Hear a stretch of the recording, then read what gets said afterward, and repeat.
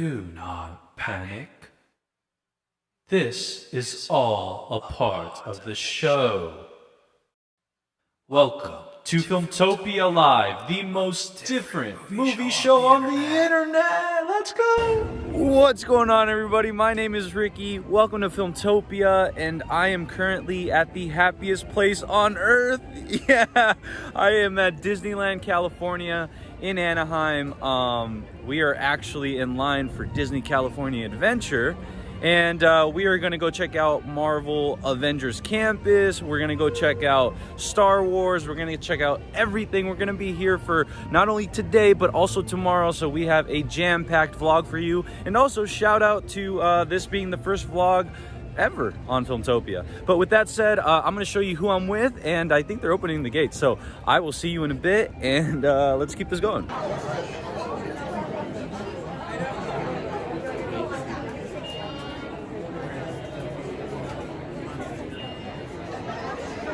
Thank you so much. Appreciate it. Woo! Welcome to Disneyland.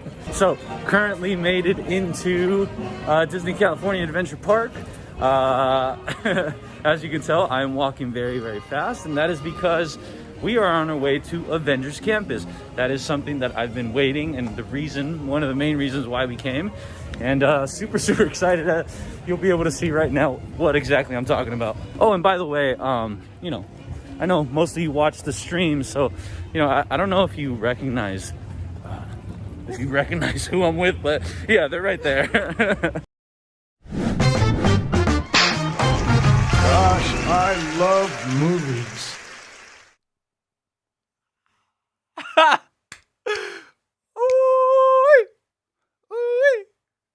What's going on, everybody? My name is Ricky. Good morning, good afternoon, and good evening to wherever you are in this beautiful, beautiful world. This is Filmtopia Live, the most different movie talk show on the internet. As you know, we were gone for about a week, and that was for a good reason. And the reason was because we went ahead and revamped all of this. So I am very excited to bring you this new version of Filmtopia Live. The beauty about this version is that, you know, at the end of the day, you got to always remember that, you know, you have the ability to create anything, right? Anything. So in my head, I've always had this vision to bring all of you a show that's entertaining, that's engaging, that is that feels like a show you're watching on TV. But as we know, the future of TV is here on YouTube, and so why not start it off with this show? But I am very, very excited to have all of you with me. I cannot wait until you see the way this show works. Today is our first attempt. This is a ever-evolving experiment, and I say that graciously, but I want to let everybody know. So this show is going to be highly interactive. It's going to be highly entertaining. It's going to be filled with awesome guests. Today, I have the pleasure of interviewing / talking with my friend Emma Faulkner of Spidera Productions. You will learn a lot about her when she comes on. That's going to be around the midpoint of the show. So in about an hour, she will be here, and we will go ahead and talk with her. And she's got some awesome projects you know, happening very soon, so I would love for her to come and talk about it, because at the end of the day, remember guys, Filmtopia is for movie lovers and movie makers, and this is where we come together and we sing Kumbaya. But yeah, I'm really excited to bring people on. I'm very excited to also a new thing that is happening on Filmtopia, which I will show you in just a bit, but we are going to start taking in video submissions from you, the audience. You will be able to submit some videos, and they will we're going to bring them up on stream, and you guys are actually going to dictate the topics of the show. So today, for example, we have a Venom reaction, we have a Jungle Cruise review, and we have Luke Skywalker talk and some Spider-Man trailer talk. But you're going to see how exactly it is we go about those topics. So I'm very excited to bring you that. And I'm very grateful for all of you that are here right now. Thank you so much. I'm going to do my best to give you the best show that I can. And with that said, let's go ahead and enough of me. Let's go ahead and bring on the one and only Jonah. What is going on, my man? It is Not so great to see you much. again. It's so great to be back on here. I mean, dang, it's been a while. My man, I got to tell you this, that I missed you last week. Last week, no Filmtopia Live was a little heavy, but It you know what? was. I think it's going to be worth it because just look at us now. Look at us. Look at us. But really quick, everybody, I want to go ahead and I want to give a special thank you to our man, our main man, Felipe. Felipe is Filmtopia's official graphic designer. Let's get a round of applause / DJ air horn for him. So here, how about this, Felipe? When you're out there, I want to go ahead and He's sing here. to you. I want to sing to Felipe my gratitude. Is that He's here. okay?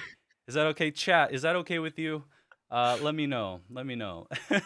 Let me know if that's okay. But here we go. Felipe, this is for you. Thank you so much for the awesome graphics. But everybody, seriously, if you see right now, the graphics were made by yours truly, Felipe. He is our graphic designer. I love the concept. I love how it's like a little ticket for the names. I love how the screen is a little ticket, and I feel like it encapsulates Filmtopia the best. And Felipe, obrigado, estamos juntos, muchas gracias. Thank you so much. Jonah, you know what? Like I said, I'm a bit rusty. I'm not going to lie. Haven't done this This for a dude week. gets a soundboard and thinks he's the absolute coolest thing on the planet, and then admits that he doesn't know what he's doing. We're off to a great start. We're off to a great start. A great start. Okay, so this is what we're gonna do. What I want to do is I want to kind of show the people what I was talking about as far as what it means to be like interactive. Oh, by the way, before we get to that point, Jonah, what did you think about the intro? Dude, that was sick. I didn't even know I didn't even know that was happening. It's funny because I did not tell Jonah about the concept. So really quick, guys, one of the things about Filmtopia Live that I want to do is I want to be like an ever evolving experiment. And I want this to not be your traditional movie talk show. I want this to be just its own movie talk show. And the way I thought of doing that is simply by doing what I think is right and doing what is going to fulfill me and fulfill all of you. And so if that means, doing things a little, what's the word, Jonah? Like differently? No, I don't know how to Filmtopia. yeah, that's what it is. We're doing things very Filmtopian. And one of those things is we're going to basically, you know how people post vlogs? We are basically watching a vlog evolve throughout a live stream. I mean, I don't know. I just thought that's crazy. And then not only that, but every episode, Monday through Friday, I don't want them to be the same. They're going to have similar things to it, but every day might be a new thing. As far as the vlog, if we can't finish it today, then it gets finished tomorrow. And it's just kind of like this narrative arc that gets carried over. And it's like a narrative weaving of things within a live show. I don't know. Thought it was cool. And then on top of that, we've got games coming on the way. We've got trivia. We've got all types of things that I can't wait to implement. And I just want to say, stay tuned and you will surely find out. But with that, Jonah, let's go ahead and get into actually really quick. I'm already doing the same thing. Let's go ahead and check out the comments, man, because I do not want to. I want to make sure that everybody feels seen. I see Pyro Hell is in the house. Let's go, baby. Pyro Hell's always here. Appreciate that, Pyro. Let's see. You're here. Reddick's here. Felipe is here. Colleen, thank you so much, Colleen. We appreciate that. Loki Monish is here. Sarah's here. Thank you, Sarah, for being here. I just want to throw this out there. Sarah. Remember when I put on Instagram the wallpapers of me as I think The Rock Johnson? Sarah was awesome enough to make me the wallpaper for the week. So thank you for that. I see Isabel's in the chat, and I think Isabel's birthday's coming up. So that's just something. How about we do a quick little pre There it is. a quick little pre song. Yeah. All right, ready? On three. You got this. One, You got two, this. three. Happy birthday to you. In a few days. Happy birthday to you. In a few days. All right, I'll save the rest for later. Let's see. I see Ulysses is in the chat. Let's go. Thank you, Ulysses, for being here. You know what? I think he's saying air horn. Yeah, that's what that is. Let's see. I see Coffee Talking Tech is in the house. Thank you for that, Coffee Talking Tech, John. Welcome. Talia's also in the house. Hope you're enjoying the shield. Oh my gosh. No way. This deserves one of these too. Kate Cody is in the house. I'm at work, but this is more important. What's up, Ricky and Emma? Thank you so much for being here, fellow Filmvenger. You, Colleen, Sarah, thank you so much. Emma will be on very shortly. She will be on. Actually, I'm eating up a lot of time, actually, but she will be on around 10. Can't wait to see her and can't wait to talk with her. That's if you keep the schedule. Right. But yeah, I think I got a lot of people in the chat. Emma's obviously here. Thank you for that, Emma. Fellow Filmvenger, can't wait to talk to you. And Kleber Travels is also here. So with that said, I think we're ready to go ahead and show the people what exactly it is. I mean by engaging with the community and having the community be a part of Filmtopia Live. So And what might that be? that I actually don't even know. Exactly. Thank you for asking, Jonas. So, essentially, what I want you guys to do, and we're not going to open this up until next week. This week, I've actually just opened it up to a few select people to help me out so they can show you the sort of template and the sort of vibes that we kind of want within the submissions. So, basically, you guys are going to be able to submit videos asking questions about topics that you want us to talk about. And then also there's going to be a really special one where it's the opening, it's the intro to the show. So essentially it's going to be like, hey, my name is Ricky. I'm from San Diego, California, and you're watching Filmtopia Live. And then like I skydive off a cliff. So something epic like that.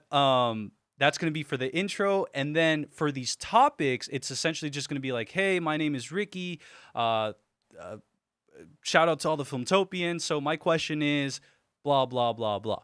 But to show you better, you know, instead of telling you, let's go ahead and show you. That is the goal of a filmmaker. We're going to start off with a very familiar face. And Jonah, check this out. All right. Hey Filmtopia, hey Ricky, what's up? Okay, I have a question for you. What did you think of Jungle Cruise? Like, out of 10, what's like a little mini review that you can give us? Would you personally recommend going to see it in theaters if people are looking to go see a movie? Vibes. Perfect. There you go. Thank you so much, Filmtopian Lizzie. We appreciate you, aka Chaos Twin. But essentially, everybody, though, exactly, those are the types of the types of submissions we're going to take on, and then they're going to go ahead and basically drive that topic that we're going to talk about. So I know Lizzie asked a little bit about what did we think about Jungle Cruise. Would we recommend it? Would we give it a rating? So with that said, let's go ahead and start that. And Jonah, actually, this is one thing I don't know if we talked about it, but I don't remember. I don't know. Here, how about this? I'm gonna go ahead and start with giving it a rating. Or actually, no, we'll save the rating and I'll talk a little bit about it. So with that said, thank you for the question, Lizzie. Jungle Cruise to me, and I was about to tweet it actually. I'm gonna pull up the tweet so I can read what I was gonna tweet, and I just put it in the drafts and I totally forgot to do it. I'll actually, for all of you watching, I will live tweet while we're streaming. But check this out. I put, and by the way, this is semi spoilers. Just in terms of like inference, like in terms of it's kind of implying certain things, but I'm not gonna full on spoil it. So that is your spoiler, your semi-spoiler warning. But with that said, this is what I thought about the movie. Jungle Cruise is what a live-action Tarzan meets Atlantis, The Lost Empire meets Pirates of the Caribbean, Disneyland boat ride meets Avatar Tree would have looked like ... And I loved it. I had a great time. I watched it. I did not watch it in theaters. I watched it on Disney Plus at home, and I had a good time with it. It's not necessarily the best movie in the world, but there's something about like the the vibes in that movie that really attracted me to it. You know, going from the color scheme, like the color palette, to the set design, to the world atmosphere building, and the undeniable insane chemistry between Dwayne "The Rock" Johnson and Emily Blunt of the Fantastic Four. I mean, of Emily Blunt, the actress. I just want to say they need to make another movie because they were absolutely on fire as far as feeding off of each other and just being a great co-star, I guess, pairing. So with that said, one thing I did want to point out though was that I don't necessarily know if it was for kids per se. Like, I don't know if it did a great job at being as appealing to kids, because I thought to myself, if I was a kid, there was something just missing from it. Like there was a lot of dialogue that I felt was more akin to people our age or just people a little bit more mature, not kids, not toddlers.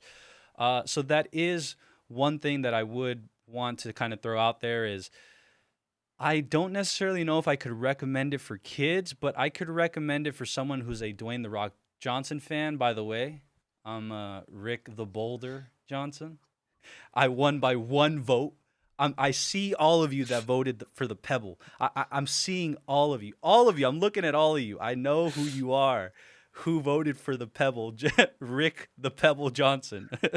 But anyways, that's another story for another day. If you are a fan of The Rock and or Emily Blunt, you are going to love this movie. Also, the supporting character, I can't remember his name off the top of my head right now, but I thought he did a great job. And again, it goes back to that tweet, and I don't think I ended up tweeting it. Let's go. Okay, I tweeted it. So I'll read it one last time, if it will show up. And I don't know where it went. Now, It went posted. It Okay. went live. Here we go. It says, Jungle Cruise is a live-action Tarzan meets Atlantis, The Lost Empire meets Pirates of the Caribbean, Disneyland boat ride meets Avatar Tree, and that's what I feel, if you put all those things together, it would have looked like. And again, I loved it. Jonah, I didn't get a chance to ask you, do you have any thoughts on it before I give my rating? Yeah, I mean, it was a fun movie. You definitely need to be a Rock fan to enjoy this movie. You definitely, going into it, like, you have to expect the level of comedy that The Rock has, and you have to be ready for that. But the amount of action in this movie was also really great. Yeah. Which again, it's a Rock movie. There's going to be a lot of action. There's going to be a lot of explosions. It's like a Michael Bay movie, but not Yeah. as It's Disneyfied. grandioso. It's not as grandioso. Um, and I like that. I like that it's a little more self-contained, and I like that it is, I think, our third movie that's based on a Disneyland attraction now. Yeah. Um, and it does a great job. I think it's probably the best Disneyland attraction movie. Oh wow. Oh wow. Now that opens up a discussion. Everybody in the chat. I'm gonna go And ahead. of course, I'm going off of the original Pirates, Mhm. not the entire Pirates. Yeah. I'm going off original movies for each of these rides. Wait. So, Haunted oh, Mansion, oh, Pirates, and now so, Jungle Cruise. but that's what I'm saying. Which Pirates of the Caribbean are you talking about then? The original. Which is the Curse of the Black Pearl, or is there an original? I don't remember. So, It's but been the a one with while. Johnny Depp, obviously, right? Yeah. Okay, mean- so I'm gonna throw this in the chat, Jonah, really quick. Let's see, best Disneyland ride movie, turn movie. Yeah. Yeah. I mean, Uh, it's Pirates. If you look at the entirety, like Mhm. Pirates is not even close. But that's why I'm saying, based on the original movie that they made off of these rides, I think Jungle Cruise, and it could be biased just because of technology compared to the Haunted Mansion, but All right, really yeah. quick, just type in that.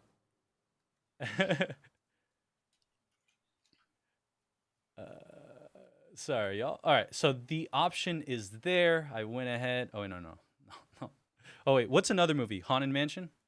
Yeah, Haunted Mansion, Pirates, and Jungle Cruise, I think, are the Okay, three. chat, you already know what to do. We'll check that in a bit. But one thing I did want to point out as far as like the feel of the show, like or not the show, the movie, it felt very Dwayne the Rock Johnson, but a little bit more than I wanted it to be, if that makes any sense. So here's the thing. It was I too love much. It I went too far exactly. Like in that I love direction. The Rock. I love The Rock. I love The Rock. But the only thing was that I felt this was an opportunity for him to play someone other than himself.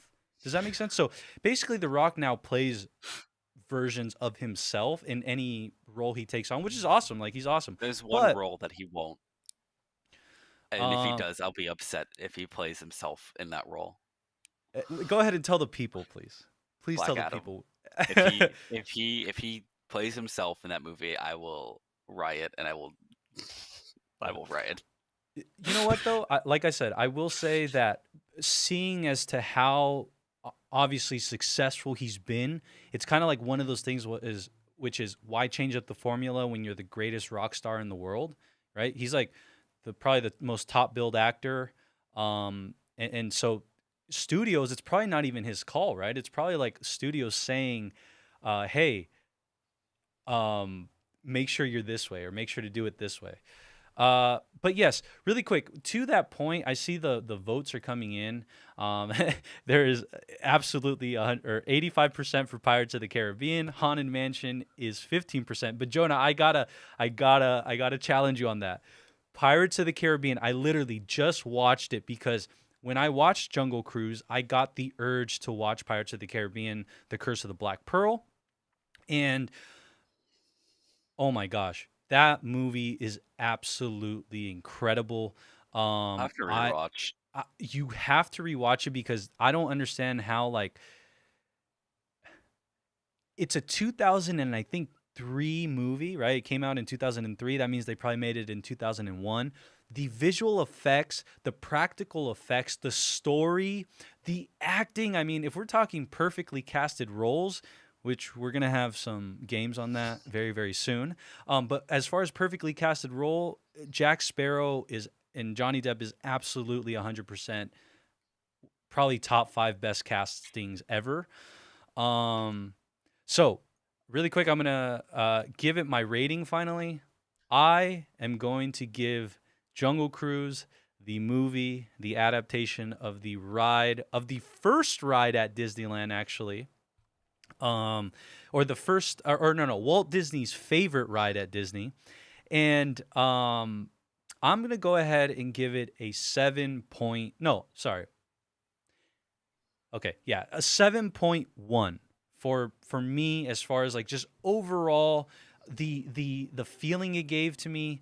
Now, if I was being a bit more objective and I didn't feel like I was holding on to something about this movie, I would give this somewhere around like a 6.4, just because there's certain things that are missing from it. It's like one of those things where it's like, you know, when you eat and you don't get full, or you don't get like, it's just, you're It's still just hungry. not satisfying.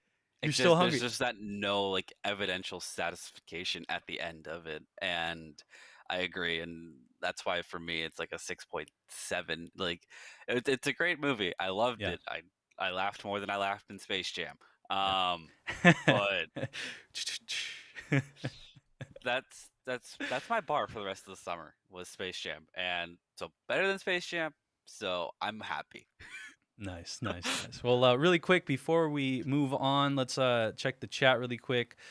I do see, like it is says, totally was not me, Pebble Ricky. Like I said, you know that office. Hey. You guys know that Office meme. I'm writing it all down. Who cares? Who cares? But great to see Los is in the house. That's funny. Claybear says Space Mountain would be a cool movie to make. That's pretty cool, and especially with the advents of technology that we're in now, that would be something that would be kind of cool. 2001: A Space Odyssey. There you go. Claybear Travel says, Official. I'm really impressed at how far Dwayne Johnson has come in his acting skills. Yes, but you know what's funny? Go watch, oh my gosh, it's the movie where he plays a football coach. This is his best acting performance yet. Dwayne Johnson, Gridiron Gang. It is such a moving story. Mhm. That I think is his best role to date, and that was him like 20 years ago. So, yeah, I think he was just always a great actor. Not to say you can't improve, but Smuggler says, "What's up, Smuggler? Pirates was a lot of fun, and the themes are fun too." Yep, Pirates was just like I said. You guys have to rewatch Pirates of the Caribbean 1. I'm actually a huge fan of the second one too, as well. So go watch 1 and 2 again, and I promise you, it is so worth your time. I love it. I see Isabel thinks Space Jam was a pretty decent movie, and everybody obviously is allowed to love their movies. As you guys know, me and Jonah were not the biggest fans of the new Space Jam. The old Space Jam is now a certified for sure, like the best classic. But the new Space Jam, I am sorry, I just could not get jiggy with it. I couldn't vibe with it. You know what I just realized? LeBron's trying to do what he tried to do in Space Jam in real life. Oh my gosh. But he just has the Looney Tunes. That's too On the funny. Well, hey, shout out to my Lakers, man. I don't know what's going on, but we'll see what happens this year. But anyways, everybody, we are going to be right back. I want to go ahead and leave you with this, and when we come back, we will start our next topic. So, see you right now. Meanwhile, back at Disneyland in California Adventure. All right, they're about to let us into Avengers Campus. Wish us luck.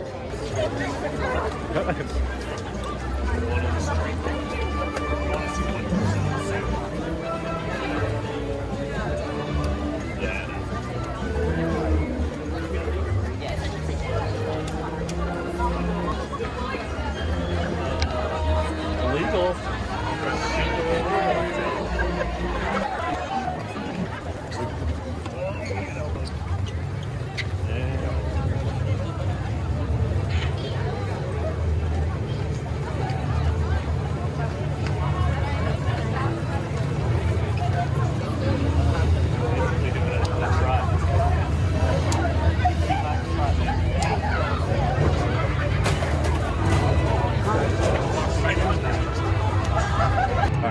We're gonna take you inside Guardians of the Galaxy.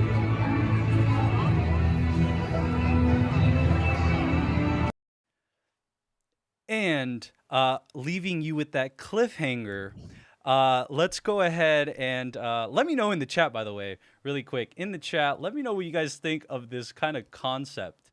Playing a vlog or, seeing a story play out throughout a live stream. I was really excited to debut something like this, and today's just the first day. So let me know in the chat right now if you guys vibe with it, if you guys feel it. The next one's going to be kind of cool. But with that said, Pirates of the Caribbean. I think I know where it's going. Hey, I'll tell you this. You don't know where it's going. But I will say this. Best Disneyland ride turned movie. Pirates of the Caribbean has won. I am ending the poll. It is at 75%. Jungle Cruise came in. Oh, no. Jungle Cruise and Haunted Mansion are both tied in second place at 12%. So shout out to everybody that thinks what I thought, which was Pirates of the Caribbean is the best Disneyland ride movie. And with that, let's go ahead and end that poll. Okay. Now, we obviously talked about Jungle Cruise, but now I want to go ahead and transition to, let's hear our second question. Hello, Mr. Filmtopia. Thank you for having me and taking my question. I'm not the biggest Star Wars fan, but recently I got super into it because of The Mandalorian. And man, that season ending for season 2 was amazing. With that being said, my question is, have you seen the behind-the-scenes footage of Luke Skywalker? And if so, what do you think of Luke Skywalker being in more films, episodes, any content, basically? If you could respond to that, thank you so much. And once again, vibes. Thank you so much, Ulysses, for that. We appreciate you. Thank you for submitting that question. Obviously, I'm glad he asked that question because I am so excited to talk about this.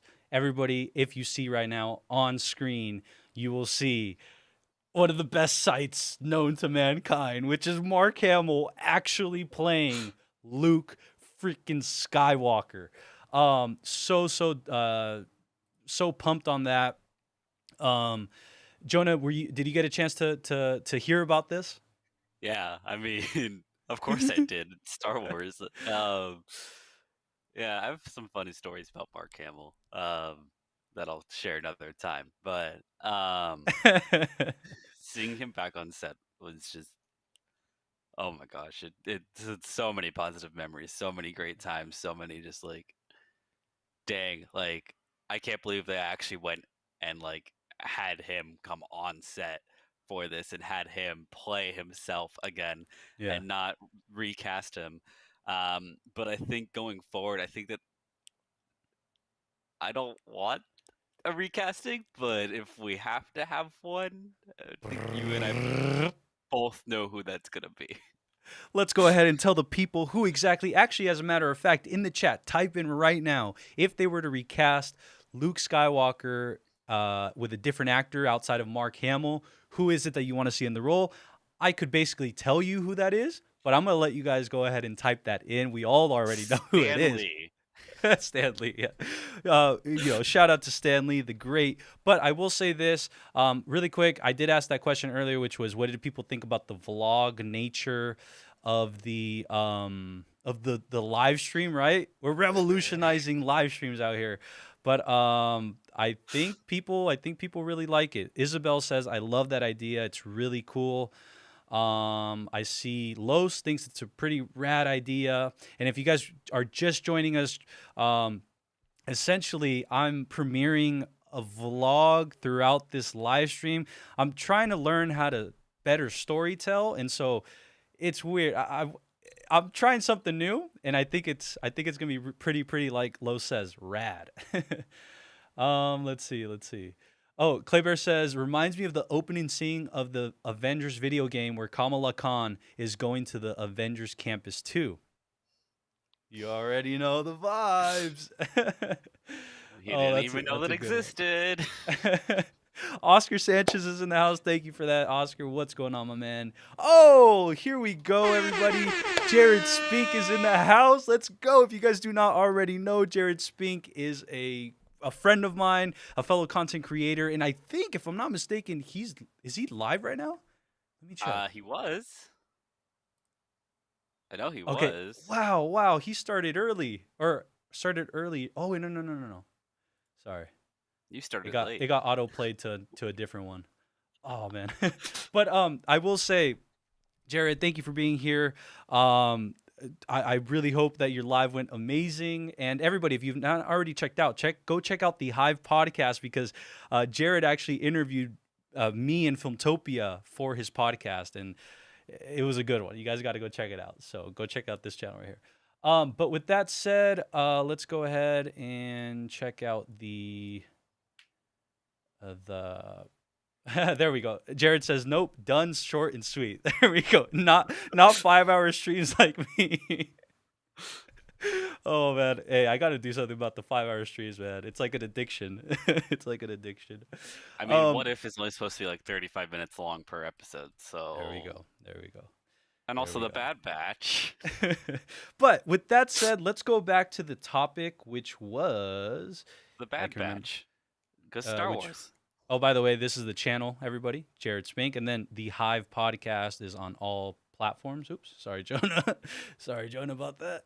But let's go back to this. So one of the questions Ulysses asked, and I really like that Ulysses was very open about his like standing in Star Wars. I think sometimes we're a little afraid to just be open like that. And it's actually pretty refreshing to see him say that he wasn't the biggest fan of Star Wars, but The Mandalorian upped Star Wars to a different level for him. So I love to hear that. And that's actually that's a very common thing. So if you're ever feeling like you don't belong in a certain community or in a certain genre or comics or whatever it is, it's okay. We're here for you. That's what Filmtopia is for, is we're going to help you feel like you're a part of it. And then also one of the goals on the channel actually moving forward, there's a little sneak peek into the content, but I actually kind of want to start doing more research and more like deep diving into characters, into stories that, Jonah, you're a master at like really knowing a lot of things about Marvel.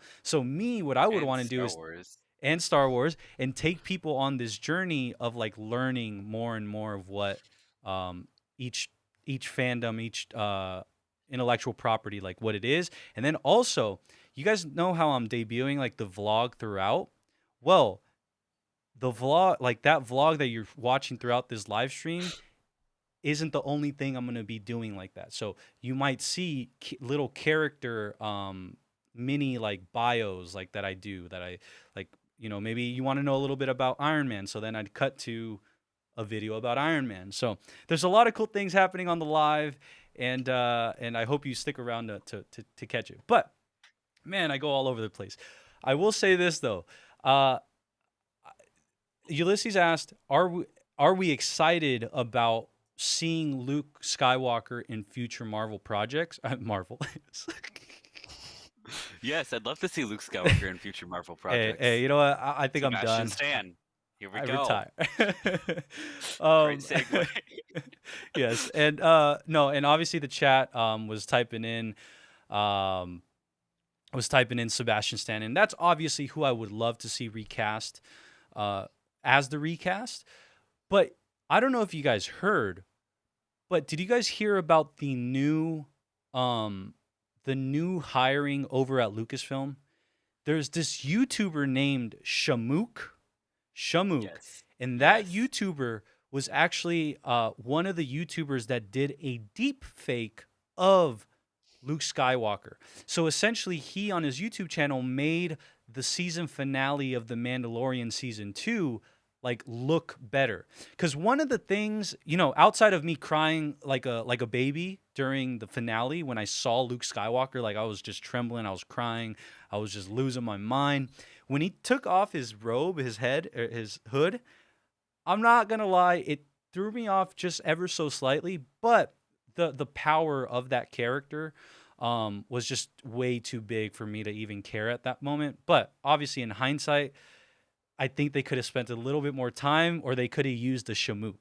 And Shamook, again, is this YouTuber that's like a VFX artist or a deepfake specialist, and now Lucasfilm has gone on to hire him. He actually took his YouTube channel was like pretty dormant for a few months, and he came back recently in a tweet or something and told the people, "Hey, sorry I've been away. Going to be posting more, but the reason why was because I actually got a job over at Lucasfilm."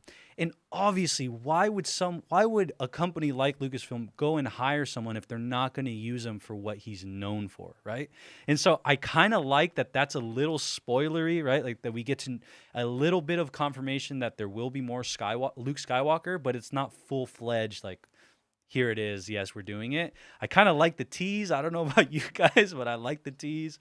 But Jonah, yeah, do you have any thoughts on just like where this could go? What's the next project you think we'll for sure see Luke Skywalker in? Whether it's deepfake or recast. Wow. I think we're gonna see.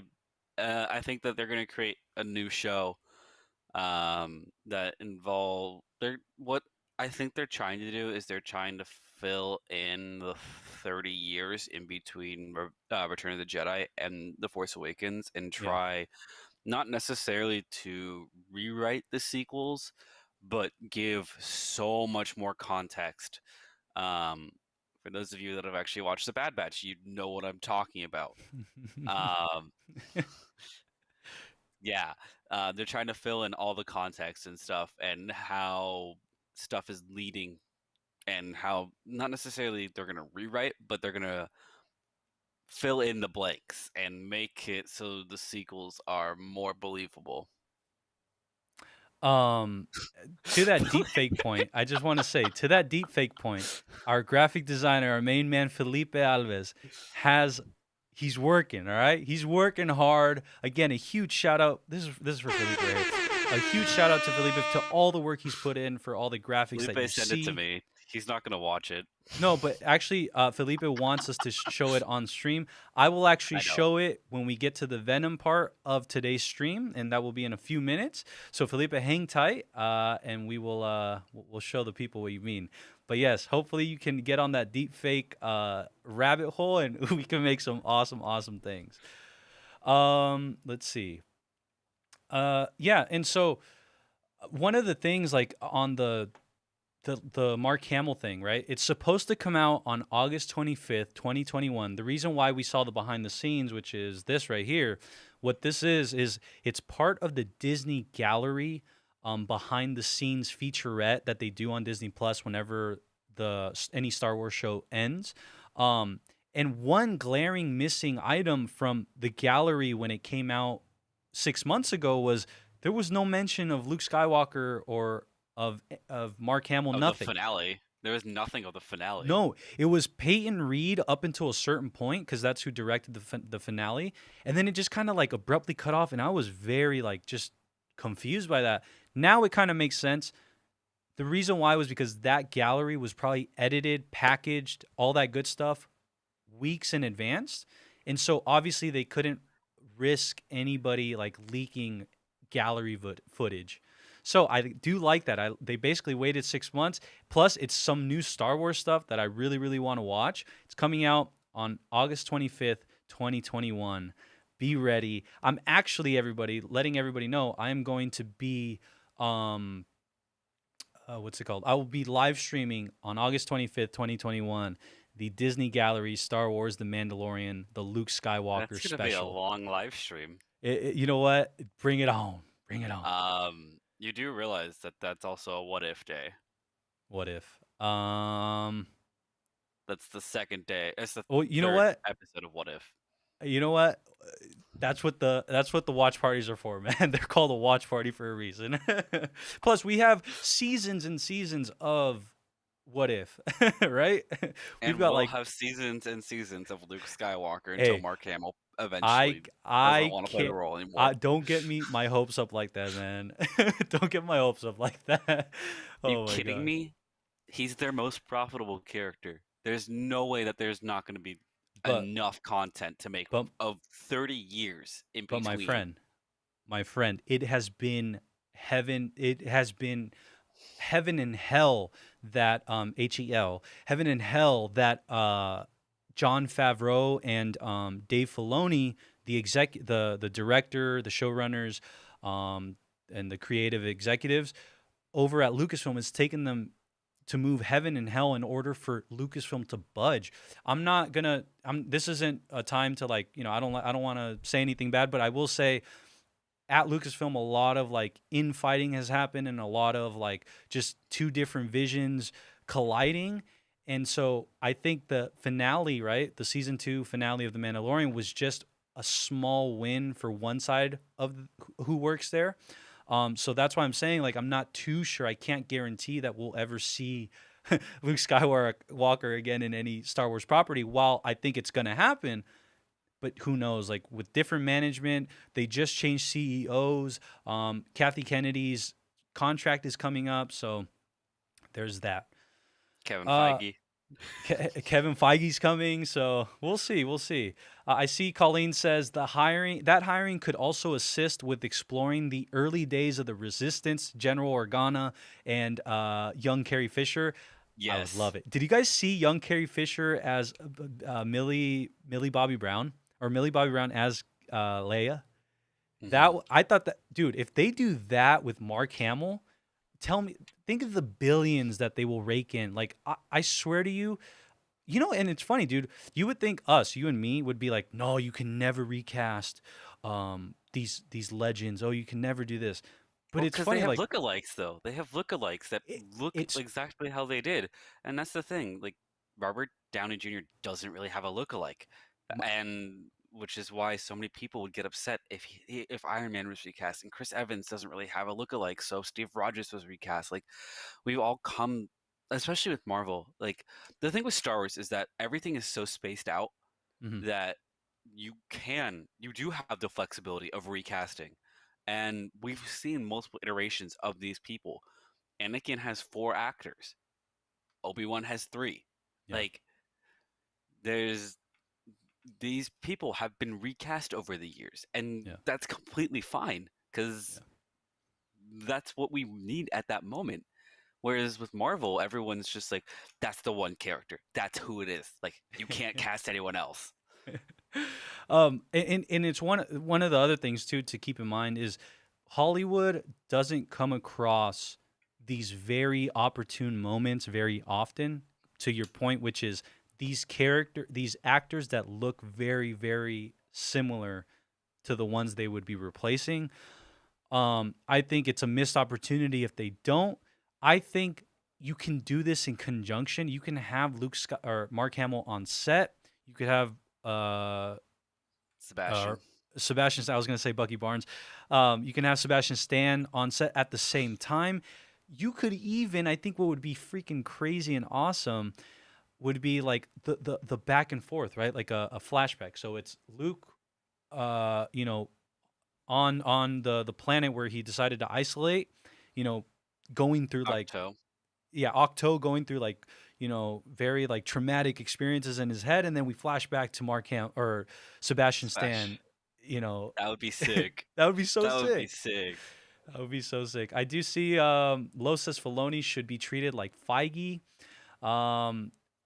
And what makes Feige so good is that he knows the ins and outs of the source material. He breathes Marvel. Filoni is the same, but with Star Wars. And on that point, what's crazy, guys, is Kevin Feige is actually a bigger Star Wars fan than he is a Marvel fan. He's a bigger Star Wars nerd than he is a Marvel nerd. That should tell you everything. I mean, same. Yeah, exactly, right? Claybear Travel says there could be tons of stories done with a Princess Leia growing up on Alderaan. So, where's the meme? Take my money, all the money. You want more money? I'll sign up for 3 Disney Plus accounts if you actually give us what we want, or give us just more and quality. Imagine, dude, the Deborah Chow Obi-Wan Kenobi series that's coming out. Oh my gosh, it's gonna be fire. I just can't understate that at all. Like overstate, or I don't know what the word is, but I'm so excited. It's gonna be amazing. It is. It really is. So to answer your question, Ulysses, yes, we are absolutely 100% excited. I think the chat is as well. And everybody, I want to go ahead and let you know in about 10 minutes, in about 10 to 15 minutes, we will be bringing on today's special guest, and that is Emma Faulkner. She is going to be joining us. She is a filmmaker and I guess you can call a production studio head as well. She has started her own production company. And so I want to start wrapping things up on this end. There is another thing that I did want to go ahead and talk about, and that let's go ahead and hear the next question. Jonah, you ready? Yeah, let's hear it. Cool. And this is a user, audience, community member submitted question. Let's hear it. Hey Rick, this is Filmtopian Rick. Just a small question for you. 4 months left for No Way Home. When are we getting some footage? Any poster? Anything? I'm really psyched and would love to have an answer. Cheers. Thank you, Stafftopian Reddick. We appreciate you, my man. Shout out all the way to India. I love that. I love that we have Filmtopians all over the world. So thank you for that, Reddick. So one of the things is, as you all know, we're all on standby for the Spider-Man No Way Home trailer. Literally every day I wake up, every day Jonah wakes up. What is the first thing you probably do? I haven't even asked you this, but what is the first thing you probably do? I'll answer it for you. Don't worry. Don't worry. Don't worry. It's not look for a trailer. It's definitely not look for a trailer and be disappointed because carnage. Absolutely. Absolutely. No, well, I will say I do wake up looking forward to getting disappointed because there's no trailer. But the Spider-Man No Way Home trailer, I've said this in the past, I think Spider-Man No Way Home is going to be one of the biggest box office events in history. I think that Spider-Man No Way Home is probably one of the most hyped movies of all time. I think right behind Avengers Endgame. It's just, I don't understand what's going on, but the tease factor or the... I know what's going on. Because I completely forgot Venom existed. Yeah. Until this trailer dropped. Yeah. They don't want to overshadow Venom. That's why Sony hasn't dropped a trailer. Can I... Go ahead. I know that it's important for us to have a trailer, Mhm. but they want their Venom project to do well. Yeah. And what if Venom might be in No Way Home? And that's why we haven't gotten a trailer. You know, I was just thinking that this morning. There are a lot of factors that go into why Spider-Man No Way Home is no longer, or isn't in a rush to get out there, right? It's not in a rush to be to be put out. And one of the reasons, a few of the reasons in my opinion, have to do with hold on really quick. Have to do with, I don't know, I thought I heard feedback. But it has to do with, you've got Shang-Chi coming. You don't know what ties it has to that. You've got the Eternals coming, which I think for sure have ties to that. You've got Venom, a Sony property that they for sure want to protect, and they're, you know, they don't want to, like you said, overshadow it. And we're not sure what we're going to get in the movie anyways, or what post-credit scene or any of that. So let me ask you this. Maybe this is the question we need to be asking.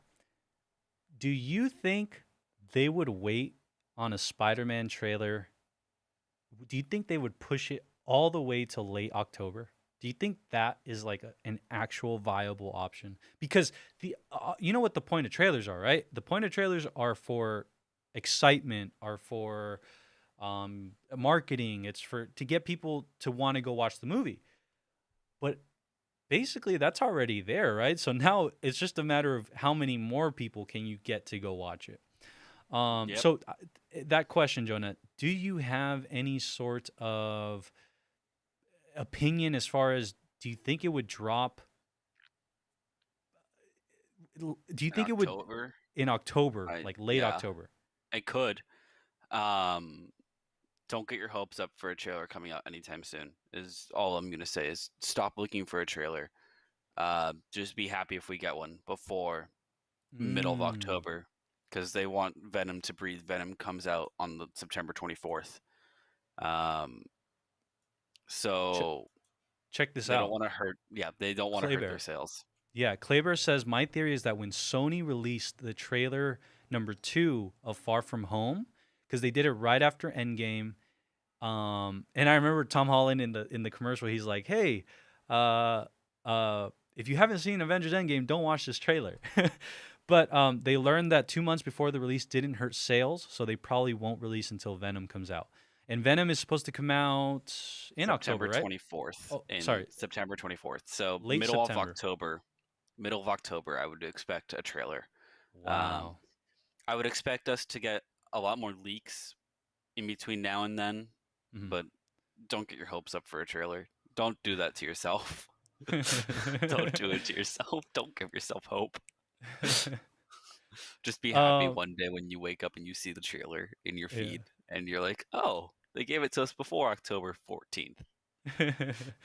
um, yeah, so really quick, I just want to let everybody know it is now 10 a.m. Pacific Standard Time, and in a bit, in just a few minutes, we are going to be bringing on our next, our awesome guest of the day. That is Emma Faulkner. I do want to just let everybody know that there will be we're gonna transition out of this, and then you guys will watch a little something, and then we'll start the interview. So hang tight. We will get to Emma in a bit. We're gonna wrap up this topic. Um, let's see what else the chat is saying. Sarah says the trailer will come out after the movie. It's the post-credit scene. Okay. That makes the most sense. I see Mad Cake is in the house. What's up, Mad Cake? Fellow Stafftopian, how are you? I think they might be pushing the movie. Ooh, this is something you did mention, Jonah. Yeah. Do you think they would push the movie? So, not to get like real with real world stuff, but it's a possibility.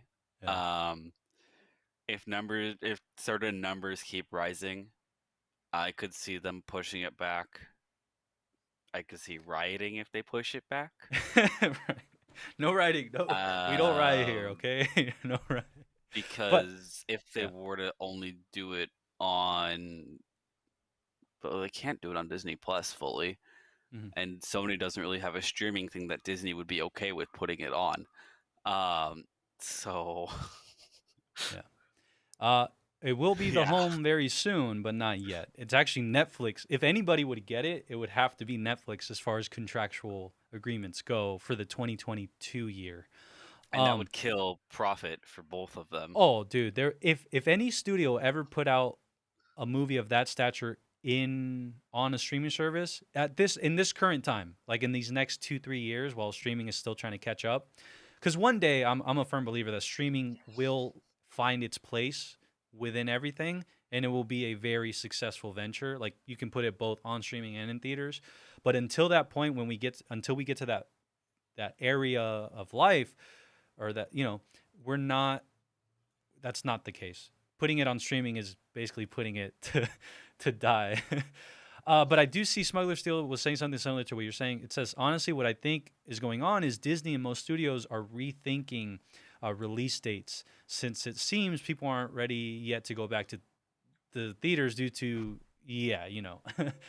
let's see. And yeah, I see a lot of people saying that the movie might be pushed back. Let's Google see. casting is terrible, and never listen to it. Google casting. Got you. I will say this though.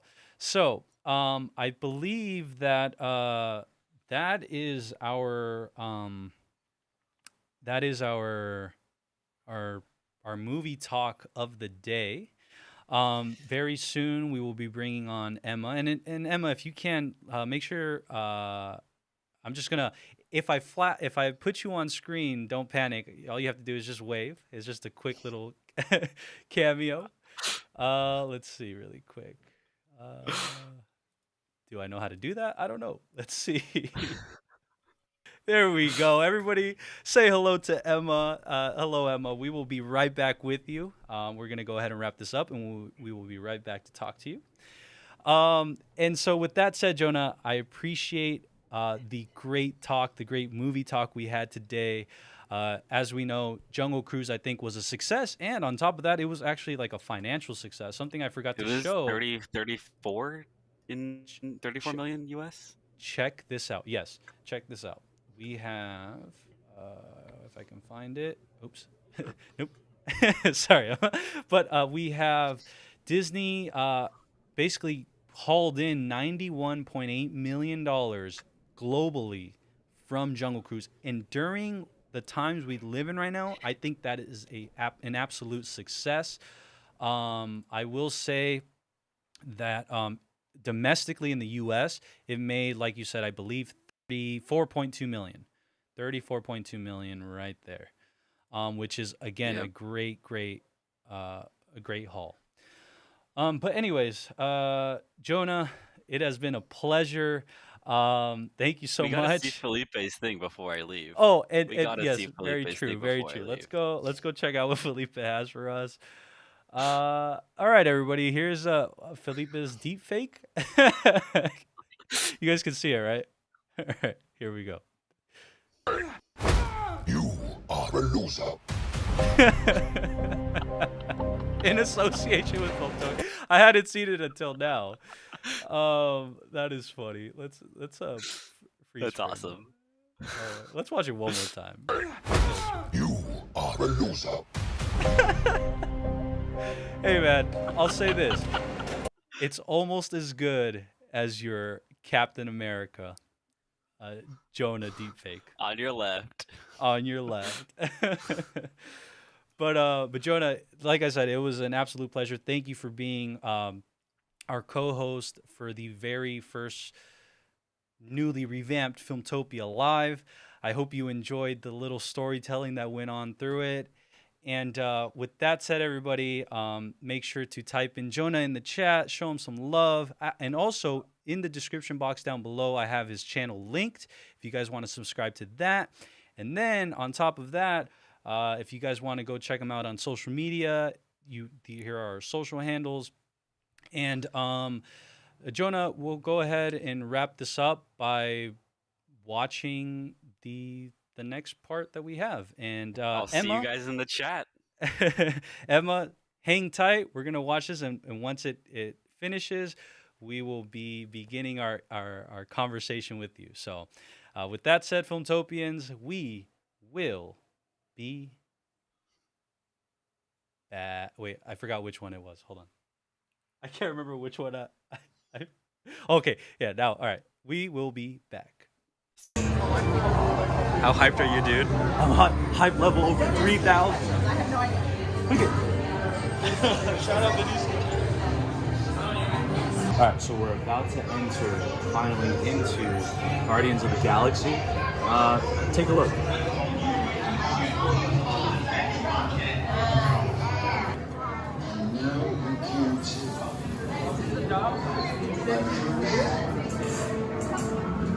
You must have clearance. Raise your hands for security clearance. And presto, the doors open for you. I now present to you Tanner Tavon's private office.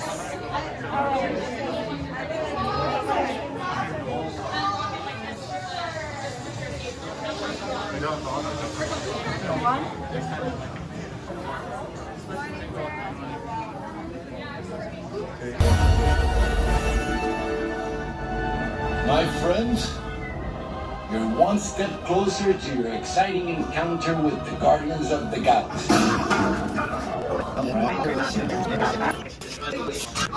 was not part of the plan. Why? Of course I escaped. For those of you who have not been paying attention, and we'll be on our merry way. Scan complete. You may now enter the galaxy. Hello everyone, we're going to go ahead and do one group at a time.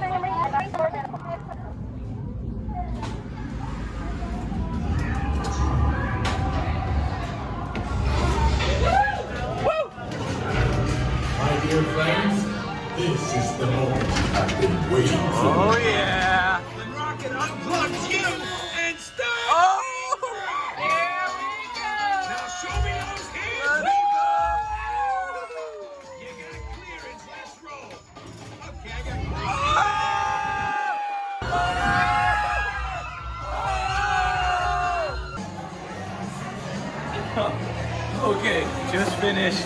The ride is insane. My voice is gone. Producer Rick, you might have to do something about my voice. You might have to really take over this whole thing. I might be a tour guide that's fully visual. But I do want to say the ride is incredible, and then you pop out in this amazing store.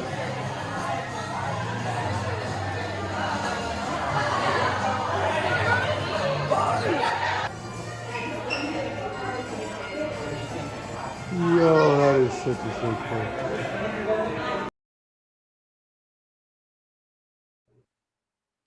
Well, ladies and gentlemen, thank you for watching that. I want to go ahead and just preface what's gonna happen right now.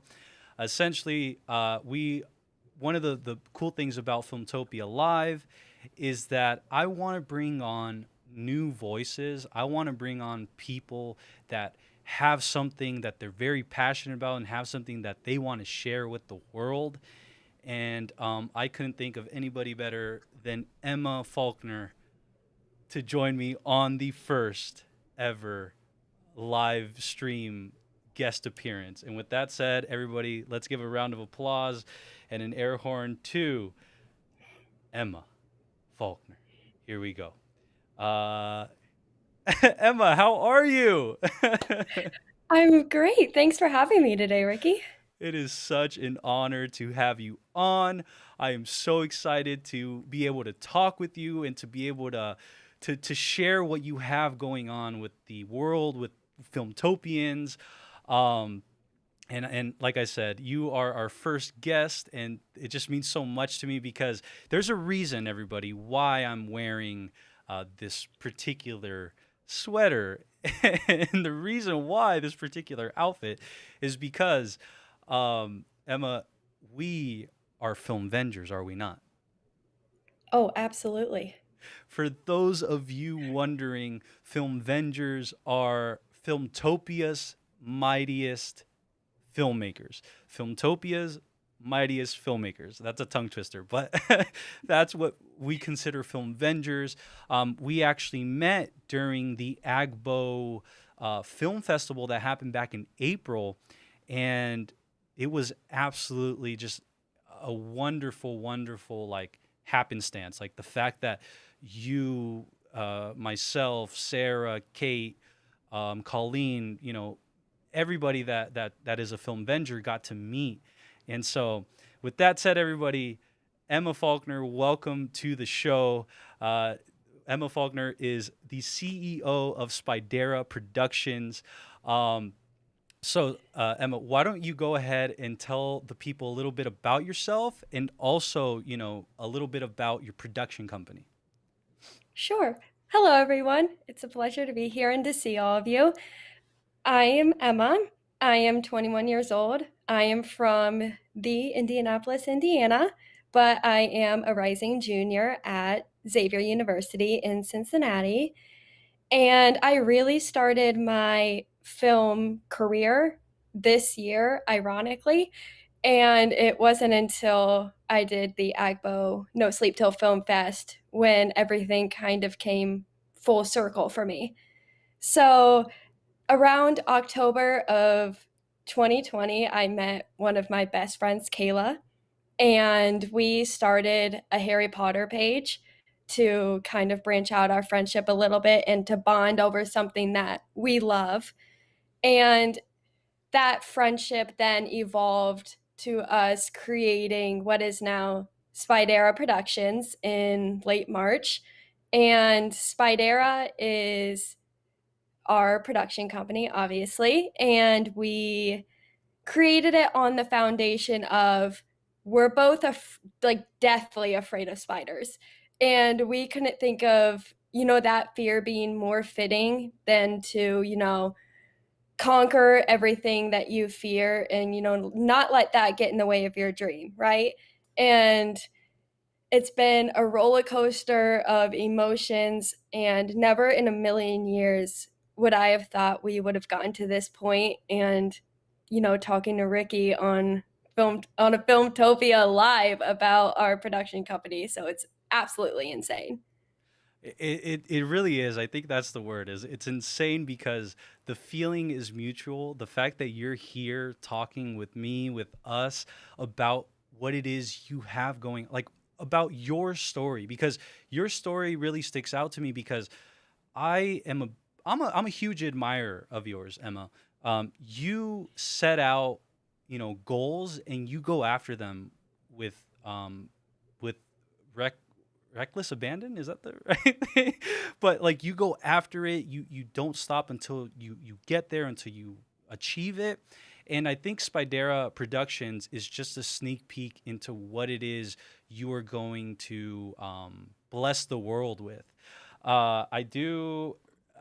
So Spidera Productions is a and right now that you mentioned the reasoning as to how you named it and the concept behind it, that absolutely blew my mind, and I'm most definitely blew everybody else's mind. Which is, this is your probably the best way to conquer fear, right? You're absolutely terrified of spiders, and I actually liken it to stuff like what I do, which was, starting today's live, having it revamped was something scary, but on the other side of risk is reward. And so now we have Spidera Productions in full fledged, and I believe that picture right there is also your business partner, Kayla. Yes, my co-founder. Your co-founder, yes. And if you want to talk a little bit about Kayla's role and your role within the company, that would be interesting. Sure. So, Kayla and I are both marketing majors at Xavier. So, we work together on the creative promo side of the company. And right now, our team is the two of us and one of our closest friends, Courtney. Courtney is our director of photography at the moment. And really, the role Kayla and I play right now are all of them. We wear all of the hats at the moment, producer, director, CEO, manager of accounting, etc., go on and so forth. So, Kayla, I will say she reins me in a bit. As you say, I'm very passionate, but sometimes that passion just kind of, blocks the important things that I need to do. So I get so enthusiastic. She's like, all right, let's rein it in. How are we going to afford that?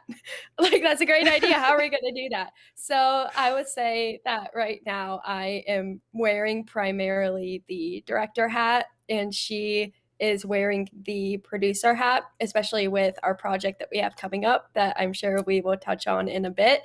But she definitely is, wearing the pants on the business side at the moment. And I think that's a very smart way to do, all of this, because at the end of the day, not all of us can do everything, right? I'm speaking for myself right now. Like, if I had a Kayla, right, it would be incredible. We would probably be able to get more things done. I obviously have my Stafftopians and everybody, but like a full-fledged co-founder is a huge, I think a huge thing that a lot of people sometimes don't even think about, because it's, I'll put it this way. It's much more funner to do it with someone than to do it alone. I'll leave it at that. But I did want to also congratulate you on your new short film that is going to be going into production very, very soon. And I'll let you talk a little bit about what it is and when it starts. Sure. So, before getting into that, I wanted to touch on why Kayla and I work so well, especially with this Please. huge production comes up. So, Kayla and I are best friends, obviously, and that's great for a lot of things. But we also have, the competence to see, we don't have to agree with everything that each other says, and that can be frustrating for either side. So they're like, I got this really great idea, and sometimes you have to shoot it down. But I think where it works is we'll go on to set. For example, when we were doing Marks and Mirrors, our Harry Potter series, one of us would have a really great idea. And, you know, the other person would kind of push back a little bit like, I don't really know. That I think we could do better. And that, you know, would feel a little discouraging, but you know, we'd butt heads like, no, you know, keep our heads strong on what we believed in. So we'd have Emma, me with my idea, Kayla with her idea, and just like, you know, butting at it. But we leave that situation with an idea better than either of us could have ever imagined. So kind of reining that back into our next production. We are working on a film called In the Morning. It's a play on words. So morning spelled MOURNING. Had to really spell that out in my head. Production starts in 2 weeks. We are submitting to Shorty's Film Festival. It's based out of New York.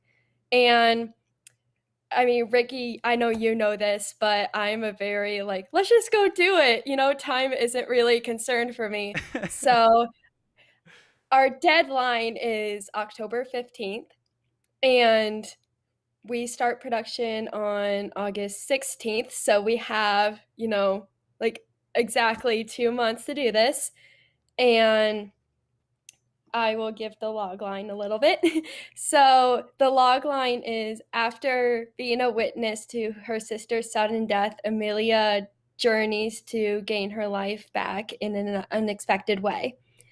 And I won't give too much away just because I want something to be able to premiere in a couple of months. But I will say, you know, we take something that is very real in a lot of people's lives and, you know, showcase that in a very realistic way. And, you know, just kind of showing the aspects of how those topics get pushed under the rug by either the people involved in the situation or just by society as a whole. And, you know, showing how if you go through this, that doesn't make you a bad person or that you're a sucky human. It just means that, you know, your brain processes things differently than other people, and you just have to take care of yourself in a different way. And I think it also signals like we're not alone in this, right? Harkening back to what I was saying, doing stuff together is far greater than doing it alone.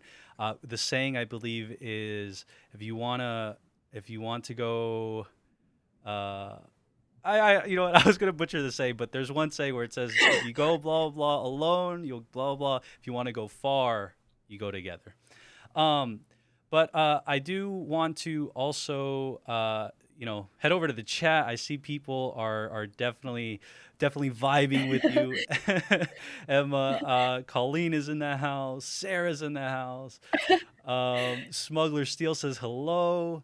Mad Cake says hello.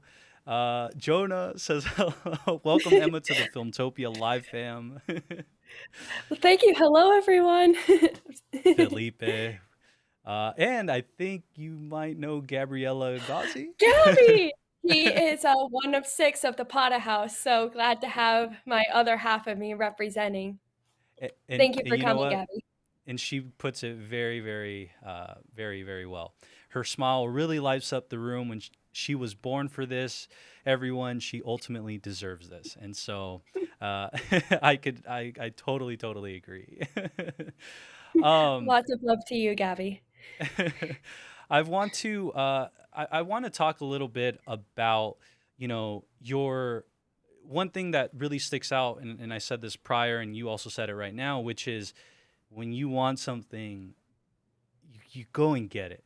And I really want to just ask you, like, where does that come from? How do you do that? I know a lot of us, right? I think I was telling you this before, which was, if there's something that, you know, maybe I encounter a problem with or something that's in my way, I'll end up maybe leaving that and stop doing it.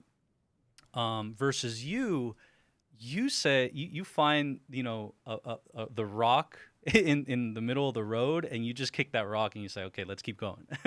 So if you could talk a little bit about like where that comes from, and do you have any advice for people that want to do that but just currently can't? Sure. So you're about to get an origin story here. So I was born with a rare diagnosis, actually. It's called schizencephaly. And I know that's a big word, but to kind of sum it up a little bit, it falls under the cerebral palsy code. And I had clefts on either side of my brain. And basically, my right cleft came down further than my left. So my fine motor skills aren't that great. And actually, I was told I was never going to walk. And, the girl who, by the best doctors in the nation, none of the less, too. And I'm very blessed. I think a lot of my courage comes from my family, and they never stopped believing in me. And I think that's what kind of motivated me to do the same. And, the girl who was once told she would never walk was running cross country and playing tennis in high school. So I think, it's a lot of hard work that went into it. I mean, I went to therapy twice a week, 2 hours each. I had multiple surgeries. So I think,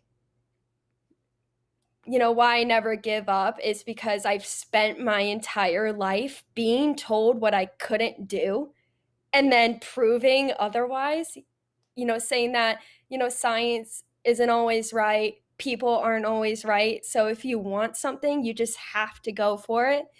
And I believe it was you, Ricky, who said, throw the pebble and see where it goes. And, my entire life, I've just kept picking up the pebble and throwing it further, picking it up, throwing it further. So my advice for people is, no matter how hard something is, there is always beauty in a storm. So if you think you can't, you won't. If you think you can, you will.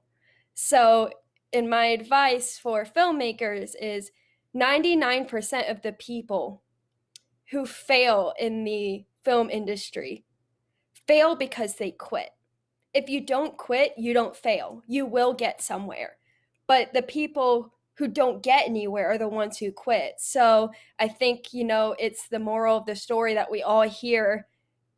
If you want something, just don't give up on it. I mean, it's the same with people too. If you love someone, you don't give up on them, right? So, just remember that there is always beauty in the storm, and if you can dream it, you can do it. Nothing is that impossible. And I am a walking representation of it. No pun intended. I am very, I am very, very humbled to be speaking with you right now, because that is incredible. Add that to the list. Not only do I admire you, but you inspire me. This is like, that is such an incredible story, because it's the the tale of never giving up. And I think you see that across a lot of storytelling, right? And but to see a real life version of that, like, that is just, I'm telling you, it gives me absolute chills. And so super, super awesome. I can't wait to see what it is that you do with all your mastery. Like, everything that you have going on is incredible. Everything you have going on is well, like, earned and deserved, because you put so much hard work into it. And to your point, you just never ever give up. 99% of the people that fail in filmmaking in Hollywood are people that decide to quit. And I know myself, I've been on that end of the spectrum, which is, I've quit plenty of times. But in a macro sense, I've never given up. And so, as we were talking about, that pebble, every single day I pick it up and I throw it a little bit further, even if it's just this much, but it's still something. I can't wait to see in the morning. That is something that I cannot wait to see. But I have a question. Are you going to do any behind the scenes for that? I know that's a huge ask, right? That's another basically job. But do you have any plans for any behind the scenes? Oh, absolutely. I'm actually, speaking of that, I'm working on behind the scenes for the In the Morning series. Um, picture Tom Holland, like the Marvel cast, like with their gag reels. Kayla, that's literally Kayla and I. Like I go through the reels and it's just hilarious. But yes, we will definitely have behind the scenes only because, I want, my viewers to be able to get to know me and Kayla and Spidera better. But I want, to show you don't need millions of dollar equipment to be able to make a good movie. So I want to show like my process and how, you don't need money, you don't need a lot of money to be passionate about something and make it work.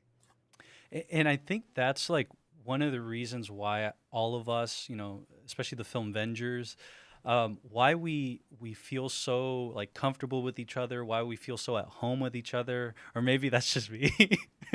But I feel that way because I feel that what like connects us all is the fact that we have this burning passion that just doesn't seem to go away. Like it's there, it's permanent. It's something when we go to sleep we're thinking about and when we wake up we're thinking about.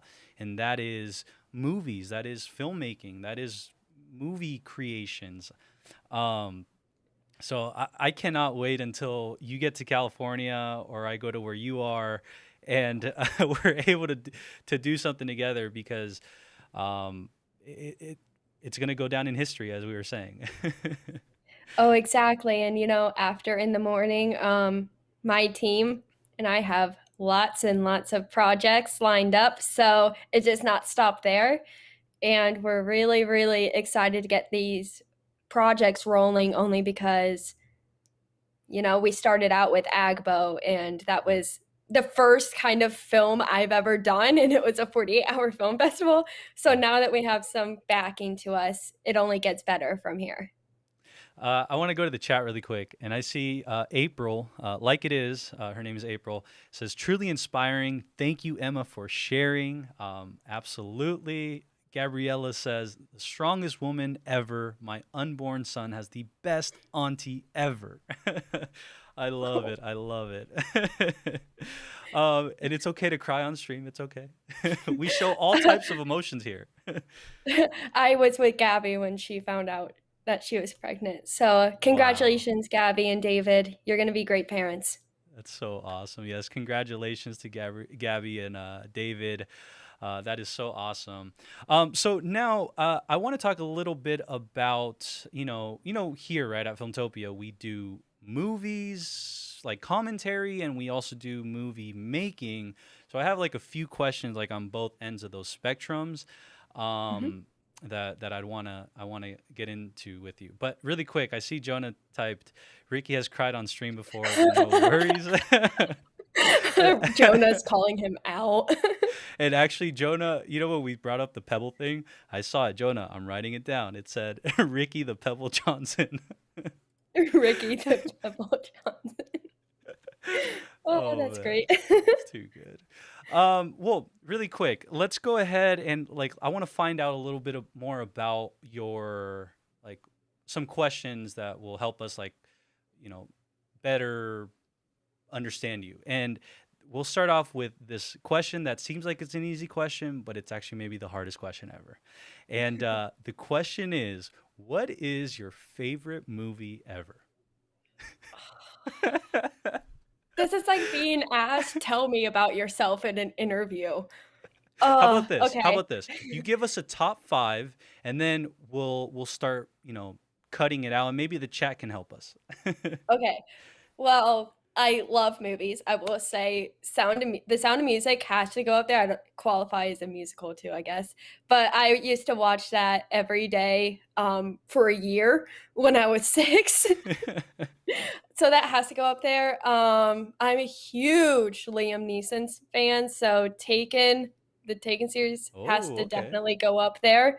I used to want him to be my dad so bad. Hold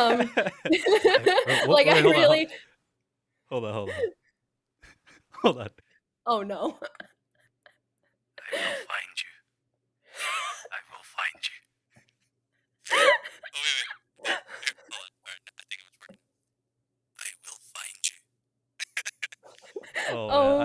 I don't know if it worked, but Side note, everyone, we had a lot of fun with the soundboard and sound check last night. we had a lot of fun. Yeah, we had a lot of fun with the soundboard for sure. And what you see on screen right now is what was happening behind stage yesterday during our sound Like check. I don't know how we got there, but then it turned into the chipmunk impressions from Enchanted. Oh yeah. I know which ones you're talking about. This one, right? So how about we just do the rest of the thing like this? So far, top 5 movies. You have The Sound of Music, which is awesome. You have Taken. So imagine he calls you and he's like, I will find you.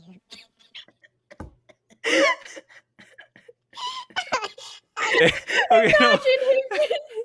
Imagine him just showing up to kill them, and he looks like big tough guy, and all of a sudden it's like watching Grown Ups, and you hear the Swedish guy talk, or the Canadian. I can't remember. Oh my gosh, that is too good. I know exactly what you're talking about. The lifeguard, right? Oh my. Sorry about that. I probably can't even finish the list now. How about you just give us one more movie that's in your top 3? We don't even have to do favorite movie because, like you said, that's like picking a favorite child, or you know. Okay. In all seriousness, I'm going to have to go with probably Gabby's gonna see this coming. Deathly Hallows Part 2, Harry Potter. Ooh. I was waiting for it. I was like, wait, there's been no Harry Potter mentioned yet? So I am glad. So Deathly Hallows Part 2. Yeah. Okay. Oh yeah. Could I interest you in the Order of the Phoenix, or is it Deathly Hallows I Part love 2? I love Order of the Phoenix. It was literally going to be one of the two, and I know Gabby's saying it in her head.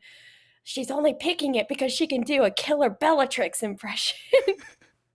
That is so true. Oh my god. But yeah, Order of the Phoenix, Deathly Hallows Part 2, literally just neck and neck with each other. Okay. On my list. Well, I appreciate your list. If you think of some more later, go ahead. Feel free to let us know. But let's move on to the next thing, which is give me like your top 5, top 3 creative inspirations, like people, whether they're famous or whether they're your friends and family, whatever it is. Like, where do you get your creative inspirations from? Sure. So, one of them I think is just my mom. You know, she has always supported me unconditionally, and you know, I'm so lucky to have parents who support me and my dreams. And mom has always been, you know, my best friend. We go to restaurants and people think we're sisters. So we are just abnormally close to each other, which is so special. And kind of right there with her are my grandparents.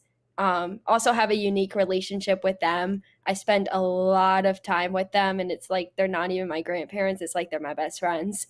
That's awesome. So outside of family a little bit, Kayla has to be one of them, my Potta House girls, just because I created that account in October really for myself, because I, you know, was going through like a rough patch with school, you know, school and COVID.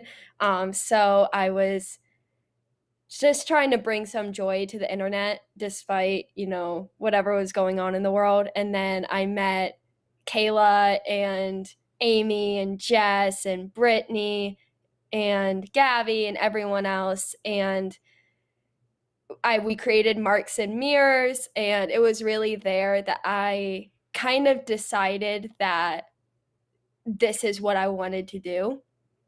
And I've always loved Harry Potter. I grew up going to the midnight book releases when they're still going on with my dad and going to the movie premieres. So it's always been a part of my life. I just wasn't quite as into it as he was at the time. So it really wasn't until this year. But I get a lot of my creative juices from them because, you know, they support me 100%. They tell me when something needs to be better. but they also, it's different when someone else is telling you that you can do it. I think that makes all the difference in the world, and they're just a strong backing. Pothouse Girls, love you. Another person added to the list was one of my close friends, Jen. Unfortunately, we lost her when I was 15, my freshman year of high school. It was very sudden, very fast. But her motto was, if you can be anything, be kind.